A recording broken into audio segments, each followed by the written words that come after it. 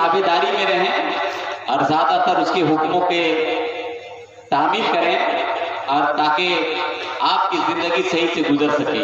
इसलिए कि कोई सास और ससुर अपने बेटे और बहू की बर्बादी नहीं चाहता है बल्कि उसकी भलाई चाहता है। क्योंकि फुजल की वजह से ही ये सास और ससुर बोलते हैं बाप बच्चों को। अगर आपका बाप अगर आपको डांट रहा है और आपको अगर बोल रहा है और आपको सही रास्ता दिखा रहा है तो ऐसा यह न सोचे कि अपना रोग झाड़ रहा आपके ऊपर, बल्कि आपकी भविष्य बनाना चाहता है। कभी आपने सोचा कि वो बाप जो धूप पर बरसात की परवाह नहीं किया और आपके पेट पालने के लिए मजदूरी किया, कमा करके आपकी जिंदगी की गाड़ी को यहाँ लगाया, जवानी तक पहुंचाया है। इमाम हुसैन का बदला क्या है? ये चीज है। इमाम हुसैन का जिक्र जो हम करते हैं इसका बदला क्या है? इमाम हुसैन का जिक्र करने का मकसद ये है कि कल क़यामत के दिन हमारा भी नाम आ जाए कि मैंने भी इमाम हुसैन का जिक्र किया था। अब इसको सुनिए, 50 साल एक बादशाह ने हुकूमत की। 50 साल हुकूमत करने के बाद गोल्डन जुबली मना रहा था, वो साल 11 मनाया और अगल बगल के जितना पड़ोस का जो बादशाह था वो सारे बादशाह को दावत दिया और दावत देने के बाद बुलाया, कहा कि एक जश्न का प्रोग्राम रखा गया है, इसलिए तमाम लोगों को दावत दी जाती है, आप शरीफ हो। तो जानते हैं बड़े बड़े बादशाह, उमरा, रौसा और सरमायादार लोग पहुंचे, कीमती कीमती तोहफा लेकर के बादशाह के दरबार में पहुंचे। उस गांव का एक किसान, एक गांव का वो किसान था, वो किसान जो है सो बादशाह के दरबार में तोहफा देने के लिए पहुंचा। जानते क्या था तोहफा? कद्दू। कद्दू समझते कि नहीं लोग? हाँ, लंबा सा 5 फीट का कद्दू तोड़ा और लेकर के बादशाह के दरबार में तोहफा देने के लिए पहुंचा। अब बताइए, कोई आदमी अगर आपको अगर कोहड़ा दे दे तोहफा में तो खुश होइएगा कि? अरे कोहड़ा अगर आपको तोहफा में दे, शादी आपके घर में है और कोहड़ा को प्लास्टिकवा से सजाते नहीं, अब बर्तू करने आप जाते कि नहीं? बर्तू करने जब जाता है उसके अंदर कहानी 2 किलो मिठाइया है, मगर ऐसा सजाता है लगता है कि 50,000 का ऐसा सजाया हुआ है। अगर उसी तरीके से कोहड़ा को पड़ा 15 किलो का कोहड़ा को कागज को फूट में ढाल करके और ऊपर से प्लास्टिक में लपेट करके नेताजी ले जाकर के पहुंचा दे अजमल के घर में, तो बड़ा खुश होगा कि नेताजी ने बहुत बड़ा तोहफा दिया है। मगर जब खोले गाने तो देख करके तो पारा कर जाए। क्योंकि हमारी फितरत है, मगर सोचते हैं कभी कभी हम के जिस हिसाब से हम थे उस हिसाब से तोहफा देना चाहिए, मगर ये भी कभी सोचना चाहिए कि वो किस हिसाब से। देखना ये भी चाहिए कि शादी के दिनों में आपके घर में आने वाला सब एक तरह के नहीं होते, बल्कि कई तरह के लोग होते। कोई गरीब भी होता है, कोई अमीर भी होता है। तो ये नहीं देखे कि हम इसकी शादी में 1200 चुमान दिए थे, ये हमारी शादी में 12 रुपया दे रहा है, मगर उसकी हैसियत पर याद है। आपने दिया था तो आज एहसान जता रहे, ये कभी एहसान नहीं जताना चाहिए आदमी को, और ये उम्मीद भी नहीं रखनी चाहिए कि 1200 दिए थे तो 1300। यही हमारे इलाके में चल रहा है कि हमने 1200 दिया था, वो 1300 रुपया देगा। ये नहीं, शादी का ये तोहफा था, आपने तोहफा दिया 1200 रुपया। आपकी बेटी के यहाँ शादी थी, आपने अपनी हैसियत के हिसाब दिया। अब अगर आपकी बेटी गरीब है, आपका दामाद गरीब है, और अगर 1200 की जगह में 600 दे रहा है तो खुशदिली के साथ उसे कबूल कर लेना चाहिए। यही होना चाहिए आदमी। मगर चूंकि हम लिस्टवा निकालते हैं, पुराना लिस्टवा निकालते हैं, हाँ मतलब दरिया रख लेंगे, वो काठा वाला बक्सा देखिए, पहले काठ वाला बक्सा चलता, अब वो काठ वाला बक्सा नहीं तो गोदरेज चलता है। क्या चल रहा है कि शादी करेगा तब पता चलेगा कि गोदरेज किसको कहते हैं। समझ रहा? जिसकी शादी हो गई वो सब जानता है कि गोदरेज किसको कहते हैं, पलंग किसको कहते हैं, सोफा सेट किसको कहते हैं। आज तक हम लोग सोफा सेट नहीं देखे थे, मगर शादी के बाद ही देख रहे सोफा सेट किसको कहते हैं। हम लोग सोचते थे कोई सामान होगा खाने पीने वाला, हम लोग थोड़ी जानते थे कि बैठने वाला सामान। अब इतना बड़ा सोफा सेट दे दिया है, बेचारा का 10 फीट का रूम में था, वो सोफा सेट में 5 फीट ले दिया। अब पलकवा जब 15 फीट का घुसाया तो अपने बाहर हो गया, पलकवा अंदर हो गया। बर्तन रखे, बर्तन रखे कहाँ, याद हो गया है। अगर किसी बहू ने आपका सोफा सेट नहीं लाया है तो उसको हकीर नजर से ना देखिए, इसलिए कि ये इस हैसियत के लायक नहीं थी। इसका बाप गरीब था। अरे तूने उस गरीब बच्ची को बहू बना लिया, आज अगर नहीं मिला है तो कल कयामत के दिन इसका सीना परवरदिगार आलम अता करेगा। जब बात आ गई तो मैं बता देता हूँ। हजरत अली मुर्तजा रज़ियल्लाहु ताला अन्हु रात में घर, हजरत फातिमा ने कहा मेरे सरदार मेरे आका कहाँ थे? कहा नबी करीम सल्लल्लाहु अलैहि वसल्लम के बारगाह में बैठे। नबी फरमा रहे थे कि हजरत सुलेमान की बेटी जो थी, हजरत सुलेमान अलैहिस्सलाम की बेटी अपने दामाद को सोने का ताज, अपने दामाद को सोने का ताज, सोने का पलंग, अधीरे जवाहरात दिया था। हजरत फातिमा वो फौरन समझ गई, हजरत फातिमा के मेरे बाप ने सिर्फ 2 घड़ा मिट्टी का दिया है, और जो तकिया दिया है रूई के जगह में खजूर का पत्ता भरा हुआ था, एक बिस्तर एक चरपाई दिया मेरे बाप ने। हजरत फातिमा ये सोच करके रात में जब सोई, हजरत अली जब सोए हैं, हजरत अली ने ख्वाब देखा, हजरत फातिमा को ज़हरा को जन्नत में देखा। ख्वाब में क्या देखते हैं हजरत अली कि फातिमा जन्नत में है और जन्नत की कुर्सी में बैठे हुए हैं हजरत फातिमा, जिस कुर्सी से रोशनी निकल रही है, और जिस महल में थी फातिमा का महल पूरा मुनव्वर, चारों तरफ से कनीज़े घेरे, इधर से भी कनीज इधर से भी कनीज। इतने में हजरत अली ने कहा फातिमा मुझे प्यास लगी है, गिलास पानी दो। हजरत फातिमा ने कनीज को हुक्म दिया, ए मेरी कनीज चाहो दे कौसर से गिलास पानी भर करके ले आओ और मेरे सरताज अली मुर्तजा को दो। ये ख्वाब की बात मैं बता रहा हूँ। जब अली मुर्तजा रज़ियल्लाहु ताला अन्हु के पास वो औरत जाकर के हजरत फातिमा के ऑर्डर पाने के बाद, हुक्म पाने के बाद हौज़े कौसर से पानी भरती है गिलास में और ला करके अली मुर्तजा को पेश करती है। अली मुर्तजा ने जैसे ही हाथ में गिलास लिया, कहा ए मेरी बीवी, ए मेरी जौजा, ए मेरी शरीके हयात, ए फातिमा बिन्ते रसूल, बता आखिर ये औरत कौन है जिसके हाथ से मेरी बारगाह में गिलास का पानी आया है, हौज़े कौसर का पानी आया है। कहा कि आप नहीं जानते हैं नबी जिस खातून का जिक्र फरमा रहे थे, हजरत सुलेमान अलैहिस्सलाम की बेटी मेरी कनीज है। हजरत सुलेमान अलैहिस्सलाम की बेटी कनीज है। खातूने जन्नत के रुतबे को देखो। जब बेदार हुए हजरत अली मुर्तजा ने तो हैरत व इस्तेजाब में टूट गए। कहा मैंने फातिमा के पास जो जिक्र किया इसका सदमा पहुंचा हजरत फातिमा को। क्या मकाम अल्लाह ने फातिमा को अता फरमाया कि जिसके लिए जो तमाम नबियों का बादशाह गुजरा है, वो तमाम रूमे जमीन का बादशाह था सुलेमान अलैहिस्सलाम। अल्लाह ने उन्हें जमीन का बादशाह बना करके भेजा था, साथ साथ में नबूवत अता फरमाया था। उसकी बेटी हजरत फातिमा की कनीज बनी हुई, वो मेरी थी। ये हजरत अली मुर्तजा रज़ियल्लाहु ताला अन्हु के ख्वाब का बयान। अब बताइए, खातून को देख करके कभी उसके रुतबे का भी ख्याल किया जाता है, कभी गरीब देख करके उसका मजाक नहीं उड़ाया जाता कि गरीब घर चाहिए।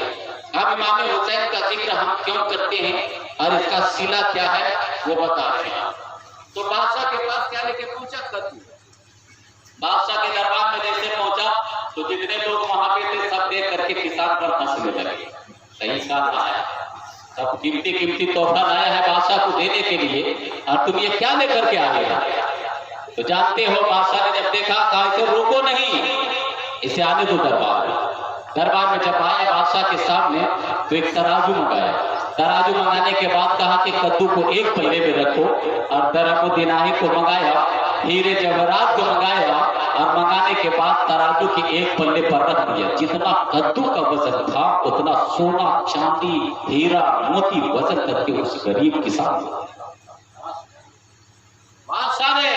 अब बताइए, अगर दरबार में ऐसा हो जाए तो कितना दे रहा है बादशाह, पूरा सोना उसके बदले में दे रहा है। सारे लोग हैरत में पड़ गए। बादशाह से कहा कि बादशाह सलामत, ये माजरा समझ में नहीं आया, आखिर ये छोटा सा तोहफा था, आप इसके बदले में इतना इतनी कीमती चीजें आपने दे दी। तो जानते हैं बादशाह ने कहा कि मेरी जो नीयत है वो तुम समझ नहीं पाए। ये आदमी जो किसान है, ये जो तोहफा मेरी बारगाह में लाया था, ये अपनी हैसियत से लाया, अपनी हैसियत से लाया था, क्योंकि ये किसान है। और किसान की हैसियत क्या होती, साग सब्जी होगा। ज्यादातर लोग अगर जाइएगा तो आपको देखिएगा 1 किलो 2 किलो मिल जाएगा उसके। ये अपनी हैसियत से तोहफा लेकर के आया था मेरी बारगाह में, मगर चूंकि मैं बादशाह हूं, मैं अगर उसे तोहफा दूंगा तो अपनी हैसियत से उसे सोना चांदी और सिक्का और हीरे जवाहरात दे रहा हूं। ये मैं अपनी हैसियत से दे रहा हूं।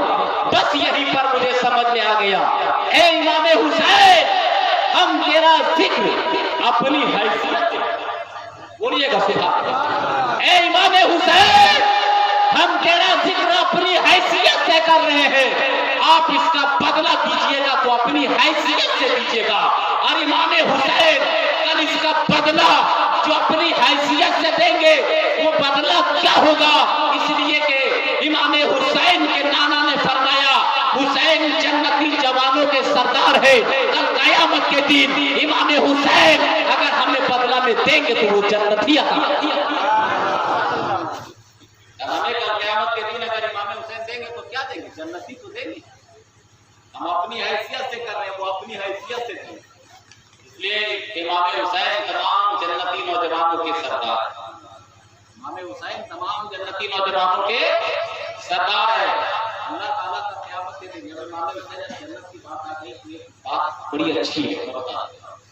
कल क़यामत के दिन जन्नत अल्लाह की बारगाह में अर्ज करेगी, ए मौला तबारक व तआला, तुमने वादा किया था कि मैं तुझे खूबसूरत चीज अता करूंगा, परवरदिगारे आलम वो खूबसूरत चीज मुझे अता की जाए।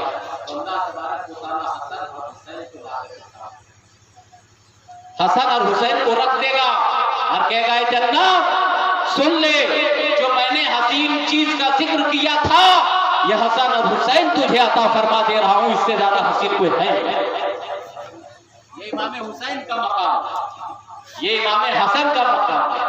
अल्लाह तबारक व तआला ने इनका इतना मकाम बुलंद कर दिया है, बल्कि कुरान में जिक्र फरमा दिया है। अब आप कहेंगे मौलाना साहब कहाँ इमाम हुसैन का जिक्र कुरान में है, जरा दिखाइए। अब आप कह सकते हैं इतना तकरीर करने वाला सवाल आज तक ने बता भी नहीं किया कि इमाम हुसैन का जिक्र कुरान में। चलिए आपको मैं बता देता हूँ। हजरत इमाम जलालुद्दीन सुयूती रहमतुल्लाह अलैह अपनी तफसीर में लिखते हैं कि या अय्युहल्लज़ीना आमनू, जहां जहां कुरान में आया है या अय्युहल्लज़ीना आमनू, ए ईमान वालों, अल्लाह ने जहां जहां ईमान वाले को मुखातिब किया, तो वो जलालुद्दीन सुयूती रहमतुल्लाह अलैह कहते हैं कि इससे मुराद तमाम मोमिनीन का मौला हजरत अली, हजरत अली मुराद है या अय्युहल्लज़ीना आमनू से, इसलिए कि तमाम मोमिनीन के सरदार हजरत अली रज़ी अल्लाह तआला। अब आप कहेंगे कि चलिए अली का हो गया, मगर इमाम हुसैन का कहाँ जिक्र है?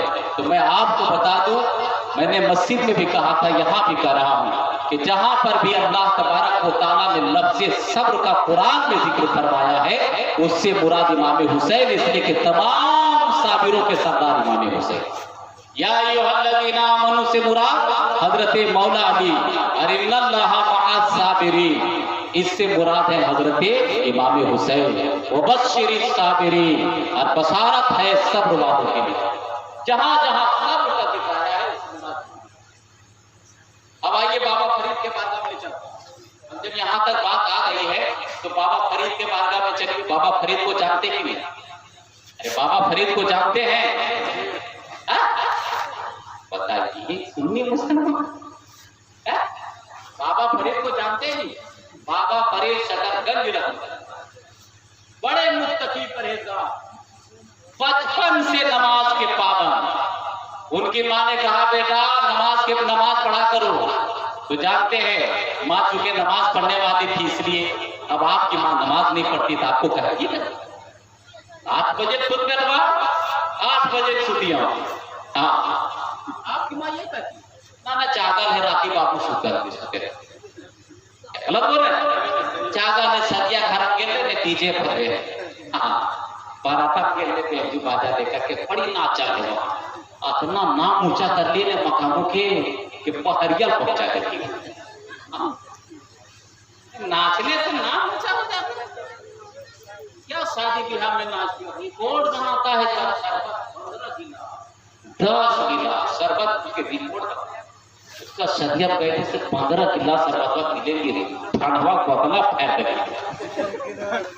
बेटी के बाप बदिया खेता बेच करके गहरवा खेता रहन रख करके सरिया से सूद लाद के पैसा निकाल करके खाया है और मेटेरियल दे रहा है। आते आते सवेरे भोगना शुरू कर दिया। कम बारात जाओ कम बारात जाओ। इमाम हुसैन की भी शादी हुई है मौला अली की भी शादी हुई है। बताए हज़रत फातिमा के लिए कितनी बारात लेकर के गए थे मौला? जानता है इसका कोई मौलाना से सुना 1500 किया था कि 5000 किया था? अरे मेरे आका अगर हुक्म दे देते तो जन्नत से दस्तरखान आता जन्नत का खाना पहुंचा मेरे नबी। मगर मेरे नबी ने इस तरीके से सादगी के साथ शादी की ताकि लोगों को बोझ ना लगे कि ये शादी भारी चीज है। एकदम सादगी के साथ मुख्तसर शादी की। आज तो तरह तरह का आइटम होता है और फरमाइश होती है पूड़ी चाहिए और उसके बाद क्या कहता है पनीर चाहिए बिरयानी चाहिए मटन कुरमा चाहिए रसमलाई चाहिए काजू किशमिश बादाम पिस्ता साथ में अंडा नाश्ता वगैरह में सारा ये आइटम होता है। फरमाइश होती है घर वालों को। जानते मेरे नबी ने फरमाया है कि मेहमान के लिए जो दस्तरखान में परोस दिया जाए उसे शौक से खा ले। अगर नहीं खाना है तो थोड़ा सा लेकर के अल्लाह का शुक्र करे। मेजबान की नाफरमानी ना करे उसका दिल शिकवा ना करे उसके दिल को तकलीफ हो। ये मेहमान का हक है। मगर हमारा आपका तो तमाशा बन गया।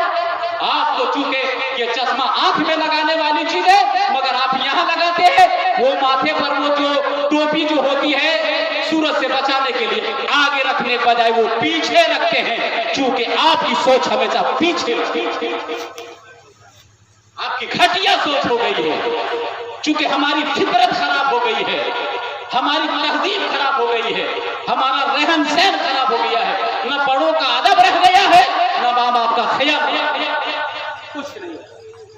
बिल्कुल हम एकदम समझ लीजिए कि एकदम चाहिलाना अंदाज से अपनी जिंदगी गुजार रहे हैं। इमाम हुसैन के महफिल में बैठने वालों इमाम हुसैन के से मोहब्बत करने वालों कल कयामत के दिन इस सब के बारे में पूछा जाएगा कि तुम मेरी मोहब्बत का नारा लगाता था और जा करके बेटी के बाप का दिल दुखाता था। बताओ उसका जवाब क़यामत के दिन क्या बनेगा? उसका जवाब क़यामत के दिन क्या बनेगा?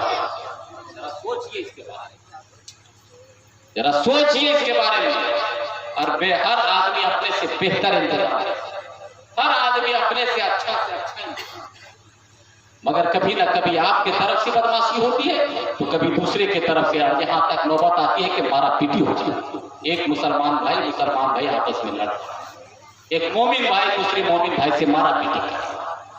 ये मुसलमान है ये हुसैनी है आपस में हुसैनियों ने तलवारें निकाली है लाठियां निकाली।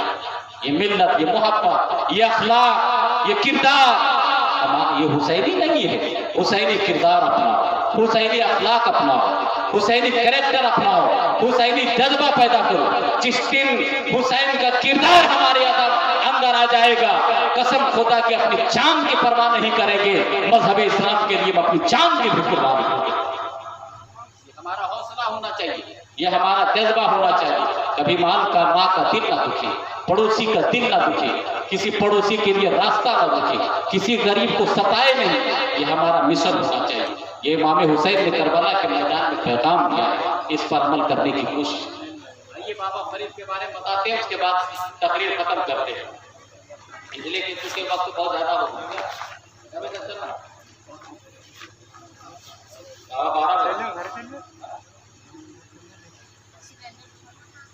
बाबा फरीद रहमतुल्लाह अलैह के बारगाह में सूफिया कराम की जमात बैठी हुई थी।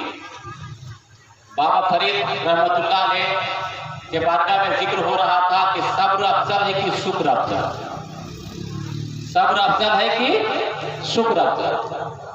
तो सारे लोग कह रहे थे कि शुक्र अफजल, सब्र से अफजल शुक्र है।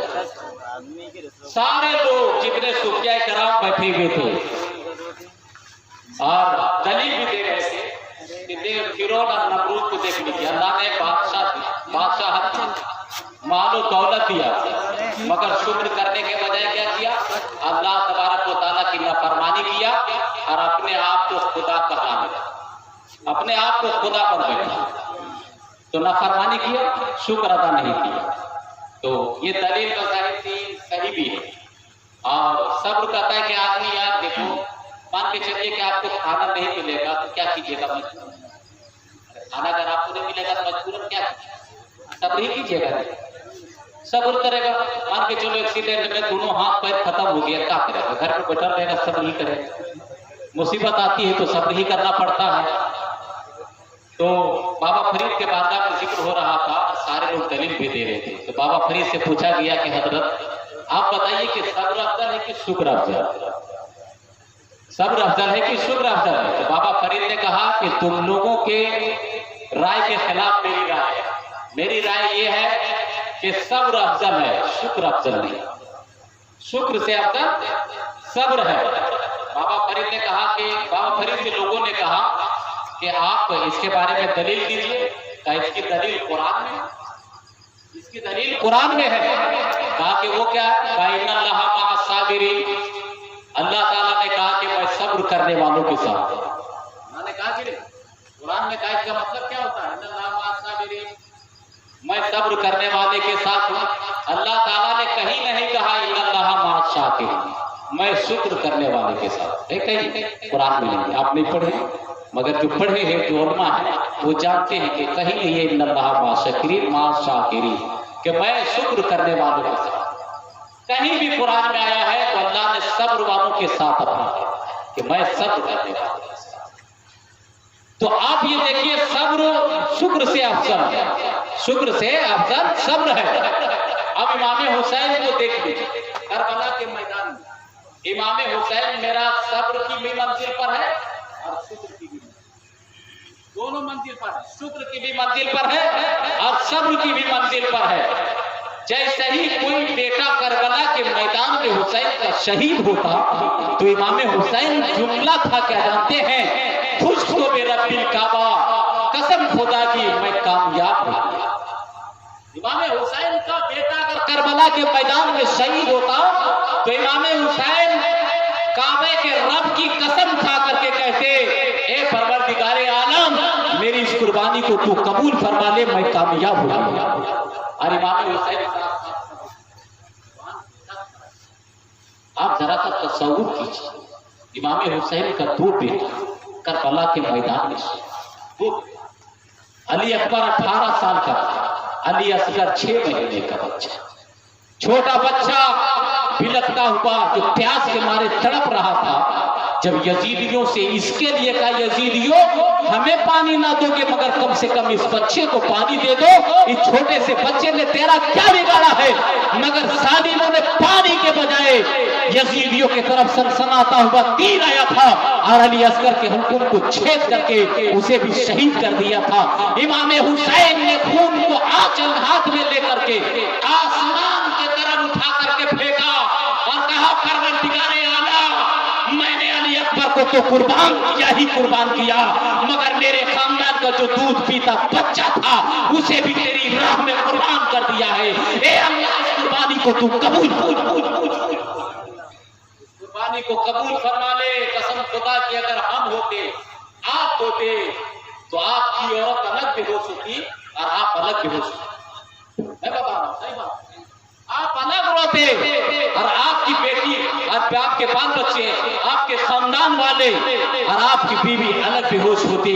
आप जाकर के सीधे कदम पर गिर जाते और कहते जालिमों जो कहोगे सुना जाएगा मगर मेरे खानदान वाले को मत लूट दो। इमाम हुसैन से कहा, इमाम हुसैन तेरे 6 महीने के बच्चे को कुर्बान कर दिया गया, तेरे अली अकबर को कुर्बान कर दिया गया, तेरे जवान भतीजे को कुर्बान कर दिया गया, तेरे 4 भाइयों को उमर, उस्मान, अबू बकर, सिद्दीक, ये सब नाम हजरत इमाम हुसैन के भाई का है, इन सारे चारों को कुर्बान कर दिया गया। ए हुसैन तेरे जानसारों को भी काट करके करबला के मैदान में हमने रख दिया है। ए हुसैन आप भी खैरियत चाहते हो तो यजीद की बैत कर लो, यजीद के सामने अपने सर को झुका दो। मेरे इमाम हुसैन ने जो 71 लाशों को उठा करके सवेरे से लेकर के दोपहर तक खीमे के सामने उठा करके ला के रखा था, मगर हौसला टूटा नहीं था, क्योंकि फातिमा का दूध इनके रगों में दौड़ रहा था, अली का खून उनके जिगर में दौड़ रहा था, नबी का पाला हुआ था। मैदान करबला में 71 लाश उठाने के बाद भी मेरे हुसैन का कदम डगमगाया नहीं। कहा सालिमो तुम क्या समझते हो 71 को कत्ल करने के बाद हुसैन तेरी बारगाह में झुक जाएगा, यजीद की बैत कर लेगा। अरे सालिम सुन ले, हुसैन की एक जान का अगर हुसैन की हजारों जान हो तो राह खुदा में के करके कुर्बान, मगर जालिमों के हाथ पर हाथ नहीं रखेगा, कभी बैत नहीं करेगा हुसैन। ये करबला के मैदान में, और करबला के मैदान से वहीं से हजरत ज़ैनब ने पैगाम दिया। इस मकाम की तमाम औरतें कान खोल करके सुने। आज हजरत ज़ैनब का पैगाम क्या था कि करबला के मैदान से जो आवाज आ रही थी ज़ैनब की, का इस्लाम के शहजादियों, ए इस्लाम की बहनों, ए इस्लाम की माओ, तुम भी कान खोल करके सुन लो। अगर इस्लाम पर अगर ऐसा वक्त आ जाए कि तेरे बेटे की कुर्बानी की जरूरत पड़ जाए, अगर तेरे भाई की कुर्बानी की जरूरत पड़ जाए, तेरे भतीजे की कुर्बानी की जरूरत पड़ जाए, तेरे लफ्ते जिगर की कुर्बानी की जरूरत पड़ जाए, तो कुर्बान कर देना। जिस तरीके से ज़ैनब ने अपने बेटे को कुर्बान कर दिया, अपने भाई इमाम हुसैन को कुर्बान कर दिया, अपने भतीजे कासिम को कुर्बान कर दिया करबला के मैदान में। अरे कुर्बानी करने के बाद ज़ैनब ने कहा हमने कुर्बान करके इस्लाम के परचम को हमेशा के लिए बुलंद कर दिया है, इसलिए मेरी कौम की माओ और मेरी कौम की बेटियों और मेरी कौम के शहजादियों, तुम भी अपने बेटे भतीजे को कुर्बान करके इस्लाम को हमेशा के लिए बचा लेना और इस्लाम का परचम हमेशा के लिए बुलंद करना। करबला से हजरत ज़ैनब ने पैगाम दिया है, इस पैगाम पर अमल करो। मेरी माँ बहनों, मैं तुमसे ज्यादा कुछ नहीं मांगता हूँ, बल्कि हजरत ज़ैनब जो 5 वक्त मुसल्ले पर खड़ा होती थी, बस इतना ही वक्त तुमसे मांगता, उससे ज्यादा नहीं। ये पीढ़े पर बैठना छोड़ो, नमाज का वक्त हो चाहे जुमे का वक्त हो, कोई वक्त होता है, हम हमेशा देखे हैं इसको दरवाजे पर, इसलिए पाबंदी करो नमाज की। कल क़यामत के दिन हजरत फातिमा के साथ अगर जन्नत जाना चाहती हो तो नमाज की पाबंदी करो। कसम खुदा की हजरत फातिमा तेरा हाथ पकड़ करके जन्नत लेकर, अगर जन्नत में जाना चाहती हो, कनीज़े फातिमा बनना चाहती हो, तो मुकम्मल तौर पर मुसल्ला को पकड़ लो और तस्बीह फातिमा को हाथ में संभाल लो। इंशाअल्लाह ताला देख लेना, अल्लाह तबारक व तआला इस नमाज की बरकत के सदके में इस गांव से बलाओं को दूर फरमा देगा, और इमाम हुसैन के सदके में अल्लाह तबारक व तआला तेरे घर में बेपनाह बरकत देगा। नमाज पढ़ोगी, रोजा रखोगी, तेरा बेटा जाएगा मुसल्ले पर बैठ करके हाथ उठा करके दुआ करोगी, ए अल्लाह मेरा बेटा बम्बई के सफर के लिए जा रहा है, सफर की तकलीफों से निजात दे देना इमाम हुसैन के सदके में। कसम खुदा की तेरी दुआ रब के बारगाह में कबूल होगी, तेरा बेटा बम्बई खुशी से जाएगा, खुशी से कमाएगा। कितना बड़ा तोहफा है मुसलमानों, इस पर अमल करने की कोशिश करो। मुहर्रम के महीने में कम से कम 10 दिन पाबंदी करोगे है? या हुसैन या हुसैन या हुसैन या हुसैन, कम से कम 10 दिन पाबंदी करो। 10 दिन मुहर्रम के महीने में, और अभी आशूरा आ रहा है, उसमें रोजा खेलो, लाठी खेलो, मगर मच्छर मारने वाला मत खेलो। लाठी खेलना चाहिए, इतना जानदार खेल होना चाहिए, तलवार बाजी होनी चाहिए, तीर अंदाजी होनी चाहिए, मगर ये दो चीज नहीं। लाठी पहले के लोग जब खेलते थे तो मार करके लाठी मारते थे, और अभी ये लोग ऐसा खेलते हैं, मैं देखा ऐसा खेलते हैं और जगह पर भी देखा कि लाठी पर झूला बना करके झूलते हैं। देखा मैंने मॉडर्न के झूला बना करके उसमें झूलते। ऐसा खेलो कि जमीन से दर्द ना हो, बल्कि लाठी का दो टुकड़ा हो जाए, ताकि बागी अगर आ जाए खाप ले तो कसम खुदा की तेरा कदम पीछे ना डगमगाए, इसलिए कि तू हुसैनी है, इसलिए हमेशा साबित कदम रहो ताकि कामयाबी हासिल हो। मच्छर मारने वाला कभी पीछे मारता है, कभी आगे। देखे नहीं, इसे नहीं, ऐसा तगड़ा खेल होना चाहिए। इसके लिए अगर उस्ताद बनाना पड़े खिलाड़ी के लिए, उस्ताद सिखाने के लिए, तो उसे भी। और मैंने कहा कि वर्जिश करो, कसरत करो, और साथ साथ में खेल के साथ कराटा भी, अपने सेहत को तंदुरुस्त रखो, मजबूत रखो। इमाम हुसैन सवेरे उठ करके दौड़ा कसरत, तलवार चलाया करते थे, घोड़सवारी किया करते थे। ये इमाम हुसैन का मिशन था। यही वजह है कि मैदान करबला में इमाम हुसैन के जोहर के सामने कोई नहीं, जो भी आया खत्म हो गया। एक रन चलता था कि यजीदी का सर ऐसे करता था जैसे हम मूलियां ऐसे करता था। अरे वो अली का लाल था, वो फातिमा ज़हरा का लख्ते जिगर था। जो भी जालिम सामने आता था तलवार मार करके फाड़ देता था। अरे उसी का बाप तो था जो खैबर के दरवाजे को हाथ पर उठाड़ा था और घुमा करके फेंका था तो 70 मीटर बचा करके गिरा, और उसको 40 आदमी उठा नहीं पा रहे थे। बाप 40 आदमी, और हजरत अली ने अकेले दरवाजा को उखाड़ करके फेंक दिया और उसको ठाक बना करके चल दिया। वो इमाम हुसैन थे, वो बाजू में ताकत थी। वो इमाम हुसैन के सामने जो भी आता था खत्म। मेरा हुसैन चाहता था ना तो करबला के मैदान में 22,000, मगर मसलियत खुदाबंदी कुछ और थी, मसलियत खुदाबंदी कुछ और थी। इसलिए कि इमाम हुसैन का शहादत मुकद्दर, इसलिए कि नाना ने फरमा दिया था हुसैन करबला में शहीद हो। और इमाम हुसैन ने करबला में शहादत का जाम पिया, और शहादत का जाम पीने के बाद इमाम हुसैन की जब शहादत हुई सजदे के हालत में, तो जानते हैं इमाम हुसैन ने रब से क्या कहा सजदे में? मौला तबारक व तआला सब खानदान को लुटाया, घर को लुटाया, मालो सर को दे दिया। ये आखिरी जाम थी परवरदिगारे आलम, ये भी तेरी बारगाह में नजराना पेश कर रहा हूँ। मौला तू इसे कबूल फरमा दे, और परवरदिगारे आलम तू इतना बता दे कि तू हुसैन से राजी है कि नहीं। रब ने आवाज दिया, ए हुसैन मैं तुझसे राजी हूँ, और कल कयामत के दिन इसका सिला दिया जाएगा।